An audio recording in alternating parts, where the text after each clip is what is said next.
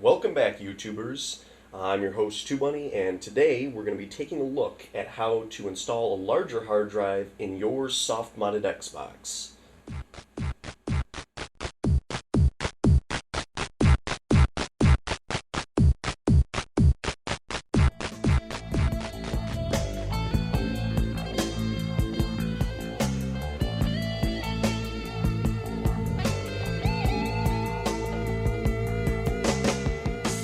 Well, here it is, YouTube. You asked for it, and I procrastinated.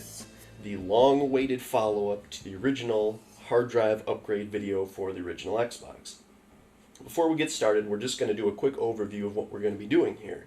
Basically, as opposed to the computer-based solutions that involve needing a backup of your EEPROM and extra holes in the side of your case and long enough power and data cables, we're just going to be doing the upgrade process right here on the Xbox, which means that you don't need all that annoying stuff, no need to burn CDs, no need to have a compatible computer for the process.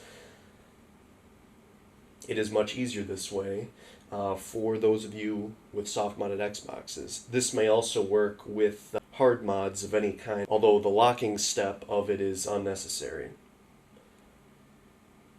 Basically what we're going to be doing, we're going to be taking the lid off, we're going to be setting the new hard drive on top, and after we launch the special software that we will be going over later, you will connect the IDE cable. You'll be removing it from the DVD drive and plugging it into the hard drive here so that the Xbox can take care of it all. It'll clone everything that you have on your current hard drive, and then you won't need to rebuild like you would most likely if you had used one of the computer-based solutions, which is the true beauty of doing it this way. In this all-new 2012 edition, we'll be covering a lot of the questions you guys had left in the comments and sent me in my YouTube inbox that I kind of left unanswered from the first video, and we'll also be using a new version of the software to make the process go more smoothly. It allows greater compatible with HD TV sets if you have component cables, and it also has better compatibility with version 1.6 Xboxes that before required a computer to view what was on the screen.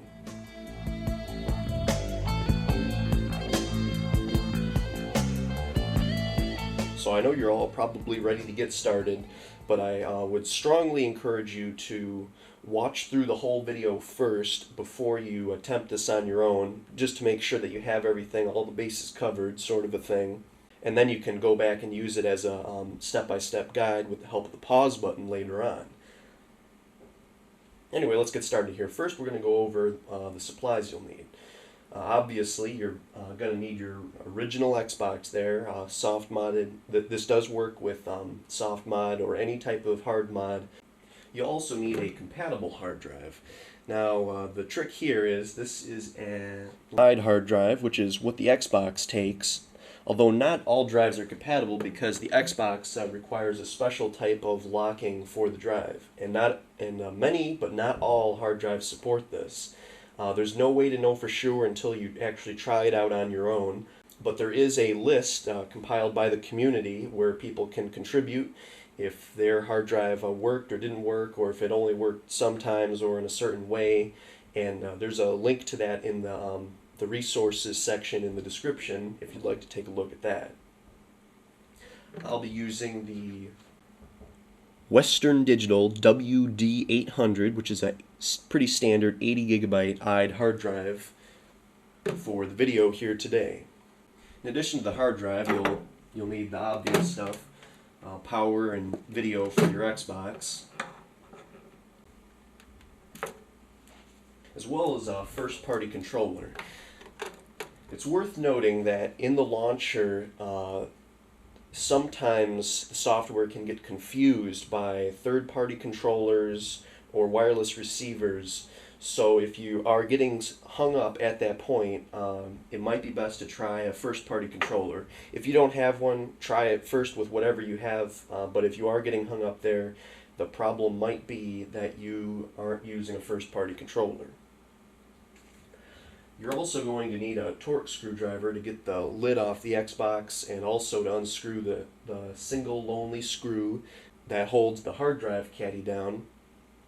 I believe you need a T20 and another torque size that I forgot that I'll probably add in the video later. It's not required, but strongly recommended that you also get pliers to help you with the Molex connector that is on the original hard drive that's in the Xbox already. Last but not least, you will need a form of power supply to power your new hard drive. Anything with a Molex that powers it will do the trick. You can use a splitter, you can use a dedicated power supply, you can borrow the power supply out of your computer and hotwire it. There are some instructions for that on YouTube, and probably by now there is a link to that in the resources section of the description in the video. Because I don't have access to any of those things, I'll just be using another Xbox. If you do go that route, which I actually don't recommend, you will need obviously power and also a video cable for that second Xbox. Also, make sure to allow yourself enough time to complete for each step of the process. If you've got all the supplies, here's what you need to prepare your Xbox for the process. First, flip over the Xbox so that you can unscrew the lid. Locate the 6 Torx T20 screws that hold the cover on. They're under these rubber feet, which you can just peel up. If your Xbox has never been opened before, these may be a challenge. You can probably use your fingertip or those handy pliers or a sharp screwdriver. There's also the 2 hidden screws if your Xbox hasn't been opened before. They're here and here. Now it would be a good time, if you haven't done so already, to head on over to the resources section of the video description and download the software that we're going to be using today to upgrade the hard drive in the Xbox. It's called CHIMP, which is short for Chimpanzee's Hard Drive Tools, which is a many-syllable word that I'm not going to mention every single time I want to refer to it. So I'll just say CHIMP throughout the rest of the video, and you'll know what I mean by that. Next, you're going to want to prepare your external power supply.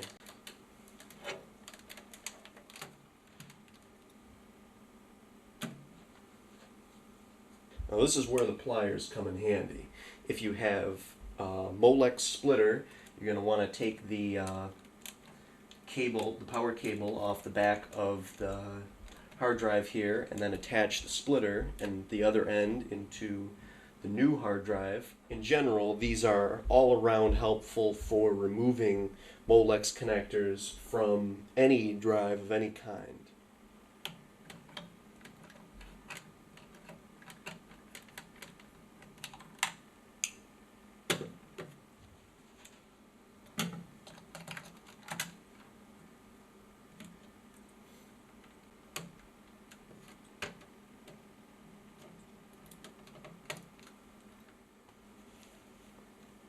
Now before we go any further, there's one very easy to overlook step that's also very important.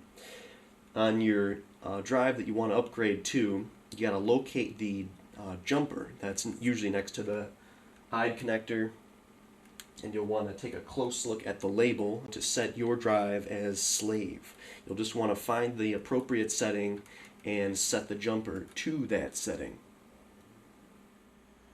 Connect your drive to the external power supply and make sure that it's running. And if you've got all that and everything's ready to go and you followed all the steps this far, now would be a great time to power up the Xbox. And I'll meet you guys at the screen.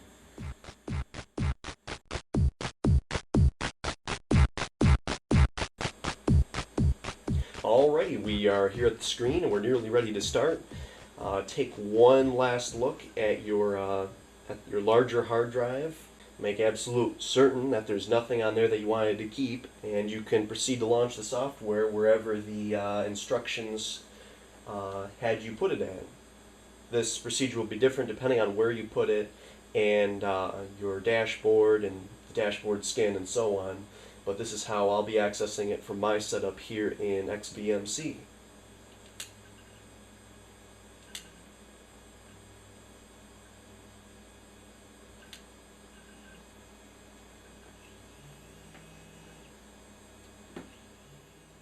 This is the part where if you have a third-party controller or remote receiver that the Xbox doesn't like, where you may get hung up at.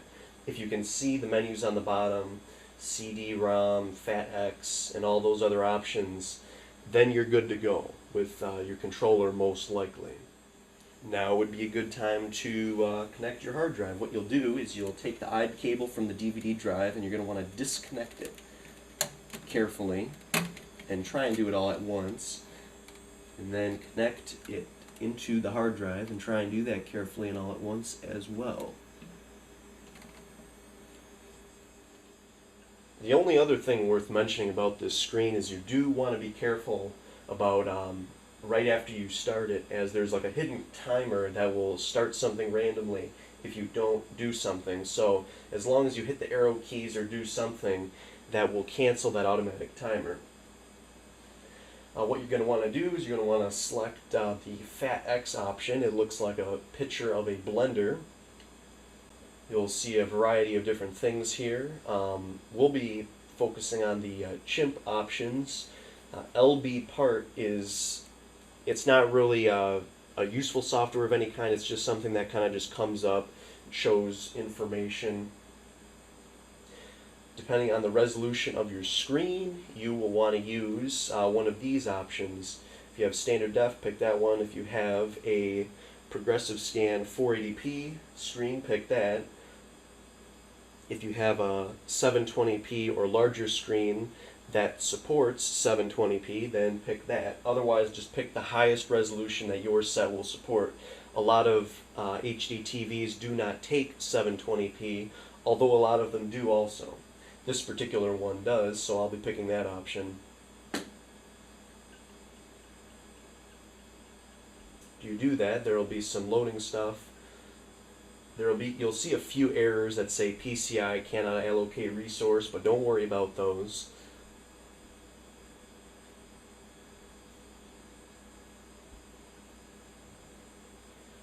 And this is what your ultimate goal is. You'll see at the bottom where it says press enter to activate this console. All you really have to do is press the A button on the controller if you have that plugged in, and you'll come right up to this screen here. Anyway, you'll get here, it'll say L.Dots Fan HDD Tools at the top, and you'll see a variety of helpful options for various different things you may want to do with your hard drive. The first thing you'll want to do is pick option 1, scan physical IDE devices by pressing the A button.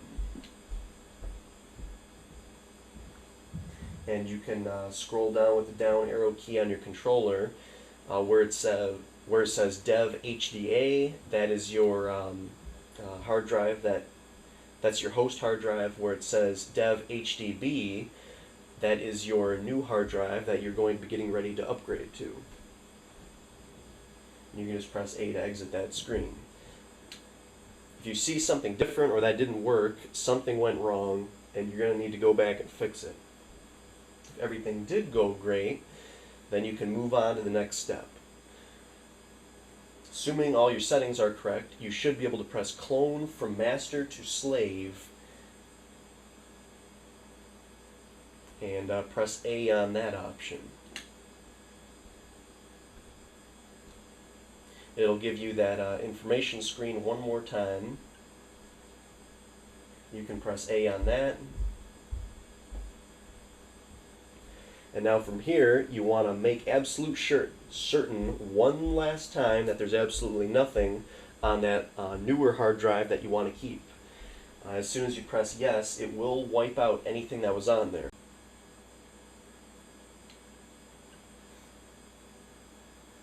Now I'm kind of relearning this with you guys, so I kind of got to remember how to do this again. Now you have two options here for how you want to copy the drive. The stock drive only has, as far as I remember, two partitions, the C and the E drive, both of which are required for it to boot. So I'm just going to be doing what most people will probably want to do, the full disk. And to select that, you will you do not press A. Do not press A. I repeat, do not press A on the screen.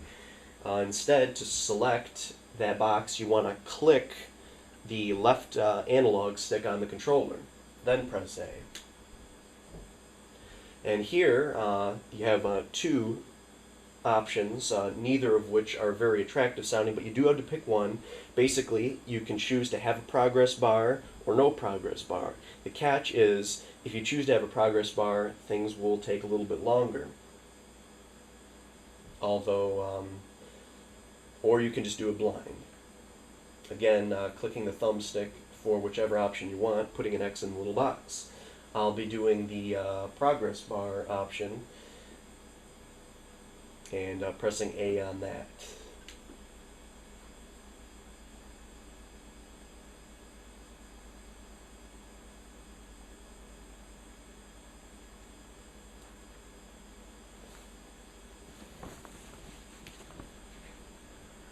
Now here I'm going to kind of try and zoom in. I'm going to let the autofocus take over, so things might go a little crazy. I'm going to try and zoom in on the text there so you can see it a little better, so you can see what it's doing.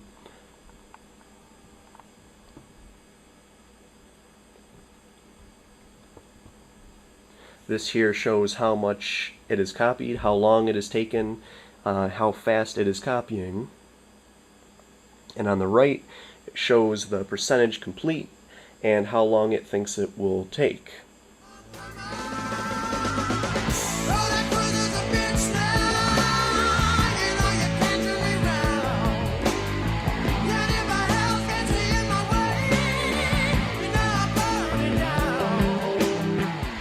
Alrighty, here we are. It looks like it's copied about, if you can't see it on the camera, I don't know if I can quite see it here in the monitor, it's copied, it says about 6.9 gigabytes, and it says it's 92% done.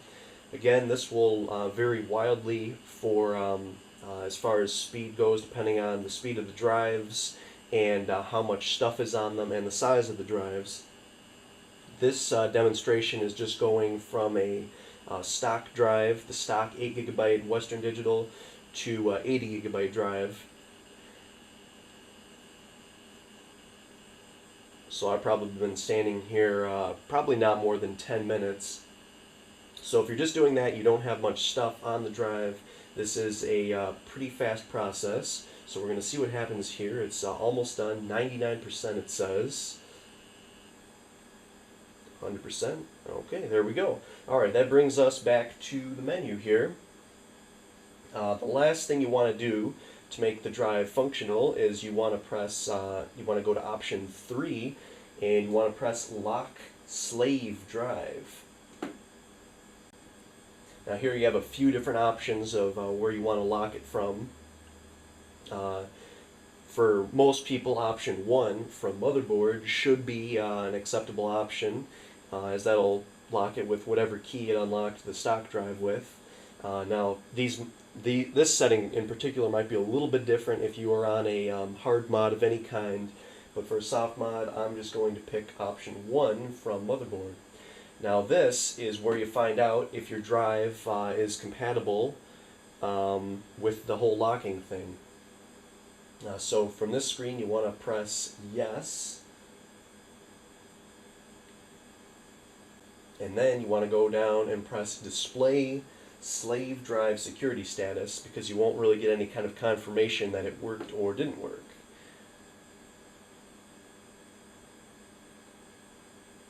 And then you'll look over there for, let's see, security enabled. It says yes and security level high. I believe, if I remember correctly, that means that it worked right.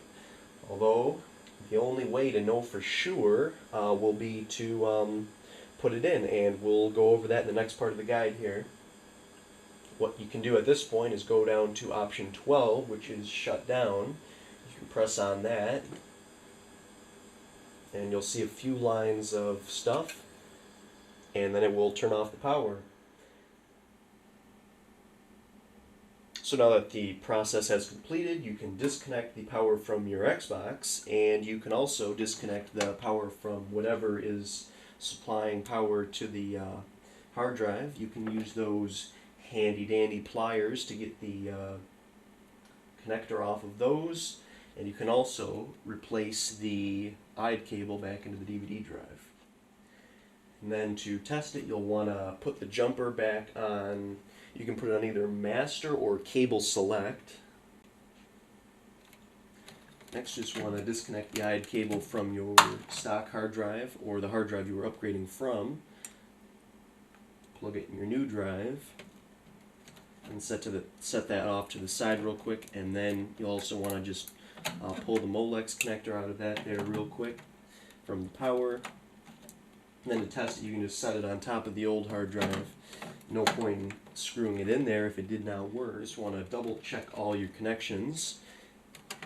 And then restore power to the Xbox. Start it up. If it starts up without errors and the way it was before, then you probably did it right.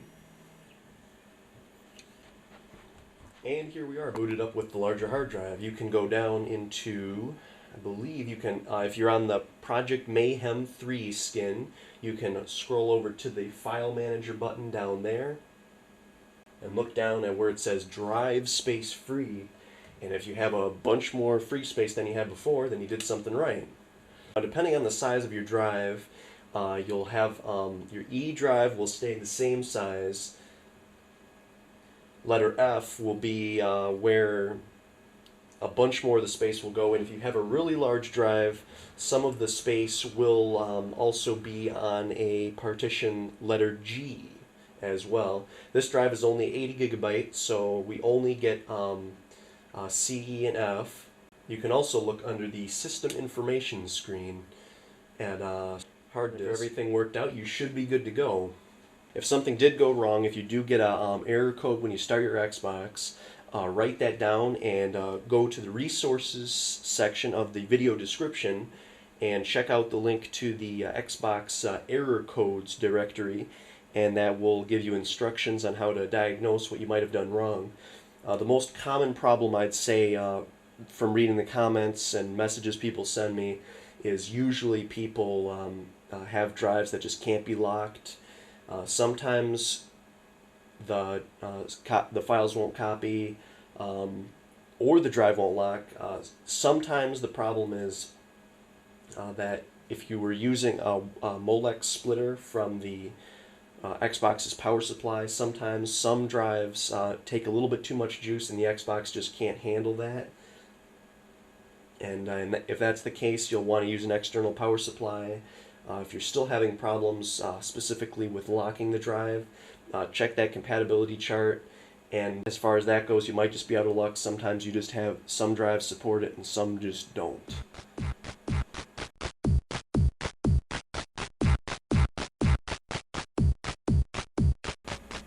So be sure to check that out. There's lots of good stuff in there. If you liked the video, hit like. Don't forget to subscribe for more great videos like this. If you are new, we cover a lot of great stuff here on the channel. Most of all, I hope you all had a great time, found this useful, informative, and entertaining. And thanks for watching. We'll be seeing you guys next time.